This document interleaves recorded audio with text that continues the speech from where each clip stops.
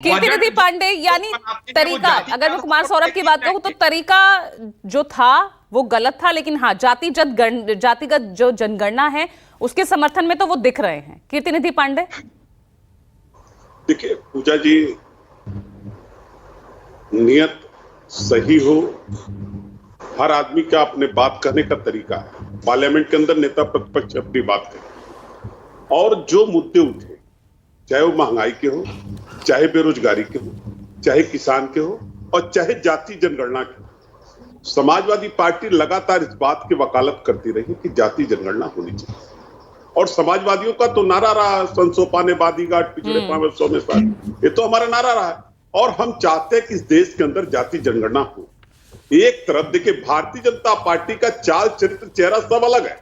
Bharatiya Janata party जब विपक्ष में थी तो जाति जनगणना की वकालत करती रही।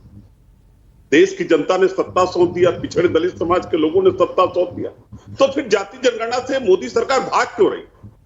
जाति जनगणना क्यों नहीं कराना चाहिए? चिराग पासवान जी उस सरकार में शामिल हो, जाति जनगणना की वकालत में राहुल गांधी के समर्थन में क्यों नहीं बोलते कि जाति जनगणना हो? जेडीयू के लोग इस सवाल को क्यों नहीं कहते कि राहुल गांधी जो जाति जनगणना का सवाल उठा रहे हैं, हम उनके साथ खड़े, जाति जनगणना होनी चाहिए। इस सवाल पर वाद विवाद करने से बेहतर है अगर जाति जनगणना सब चाहते हैं। भारतीय जनता पार्टी के नेता भी कह रहे थे जाति जनगणना चाहिए, जेडीयू के लोग भी कह रहे हैं, रामविलास पासवान गुट के लोग भी कह रहे हैं, सब चाहते हैं अगर जाति जनगणना हो। समाजवादी पार्टी चाहती है, तो अगर नेता प्रतिपक्ष सवाल पार्लियामेंट के अंदर उठा रहे हैं तो सरकार जाति जनगणना कराने से पीछे क्यों भागे? और सबका साथ, सबका विकास, सबका विश्वास तभी संभव है भाई। इस मामले में उन्हीं का इतिहास उनका साथ नहीं देता है ना। जातिगत जनगणना को लेकर जब वो आपके सहयोगी, जब कांग्रेस जब थी सरकार में, आप खुद उस सरकार में रह चुके हैं, सेंसस उस वक्त caste census, socio economic caste census कराया जा चुका है। जब वो रिपोर्ट नहीं वो जारी कर पाए, 13 से 14 तक तो टाइम तो आपके पास था ना। आप ठीक है 14 के बाद मोदी सरकार पर फोड़ देते हैं, तो वो 1 साल तो आपके पास था। देखिए निश्चित रूप से अगर जाति जनगणना हुई तो उसकी रिपोर्ट जारी होनी चाहिए, लेकिन अगर उस वक्त नहीं जारी हुई तो इसका मतलब ये नहीं कि भारतीय जनता पार्टी की सरकार वो जाति जनगणना नहीं कराएगी। नई रिपोर्ट, नए आंकड़े, अरे कोई एक 2011 की ही बात नहीं है ना। 51 से आप लगा लीजिए, 51, 61, 71, 81, पूरा भरपूर मौका था।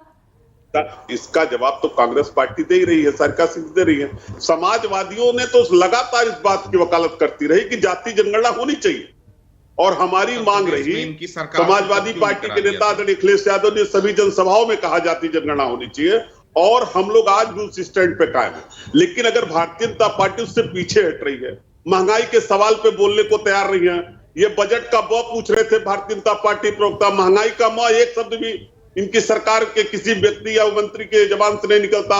महंगाई का म नहीं बोल पा रहे। ये आंकड़े बता रहे थे भी एलजीपीआर गुट के, ये नहीं बता पा रहे 400 का सिलेंडर 1000 हो गया, 60 रुपए का डीजल 100 रुपया हो गया, 60 रुपए का पेट्रोल 100 रुपए हो गए। महंगाई लगातार बढ़ती जा रही है, किसानों की आय घटती जा रही है। क्या किसानों को एमएसपी की लीगल गारंटी नहीं मिलनी चाहिए? क्या एलजेपीआर गुट नहीं चाहता किसानों के एमएसपी की लीगल गारंटी हो? क्या बीजेपी नहीं चाहती है किसानों के एमएसपी की लीगल गारंटी हो? अगर चाहते तो क्यों नहीं खड़े हो रहे हैं सदन में एक साथ? क्यों नहीं किसान के मुद्दे पर खड़े हो रहे हैं?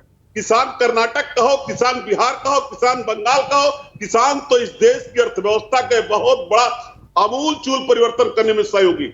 अगर वो कमजोर होगा तो इस देश की अर्थव्यवस्था आगे नहीं बढ़ सकती। जो भारतीय जनता पार्टी की सरकार कुछ चंद लोगों को आगे बढ़ाना चाहती है और जो मिडिल क्लास उनको गरीब करना चाहती है और गरीबों को और गरीब करने का काम कर रही है, इससे इस देश की अर्थव्यवस्था नहीं बढ़ेगी और यही लगातार। ठीक है, तो महेश चौहान जी, यानी राजनीतिक जमीन ही एक तरह से तैयार की जा रही है, एक तरह से राजनीतिक जमीन ही तैयार की जा रही है। मैं आपके पास लौट रही हूँ एक बार।